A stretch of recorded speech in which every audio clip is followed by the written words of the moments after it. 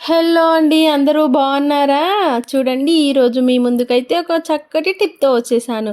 ఆ టిప్ ఏంటో తెలుసుకుందామా? మరి ఇంకెందుకు ఆలస్యం వచ్చేయండి చూపిస్తాను. చూడండి ముందుగా ఫెయిర్ అండ్ లవ్లీ అండ్ పసుపుని రెండింటినైతే నేను తీసేసుకున్నాను. ఈ రెండిటితోనైతే ఈరోజు ఒక చిన్న టిప్పు. అదేంటనేది చూయిస్తున్నాను. చూడండి ఫెయిర్ అండ్ లవ్లీ తీసుకున్నాను నేను. ఫెయిర్ అండ్ లవ్లీ తీసేసుకొని కాస్త ఫెయిర్ అండ్ లవ్లీ ఇలా తీసుకున్నాను. ఆ తర్వాత దీంట్లోకి కాస్తంత పసుపునైతే యాడ్ చేసేసుకోండి. ఇలా పసుపుని కూడా ఇందులోనే కలిపేసుకోండి. ఇలా కలుపుకున్న తర్వాత ఇప్పుడు ఈ రెండింటిని చక్కగా బాగా మిక్స్ చేసేసుకోవాలి. ఈ రెండింటిని చక్కగా మిక్స్ చేసేసుకొని దీన్నైతే మీరు మీ ఫేస్‌కి అయితే అప్లై చేసి చూడండి.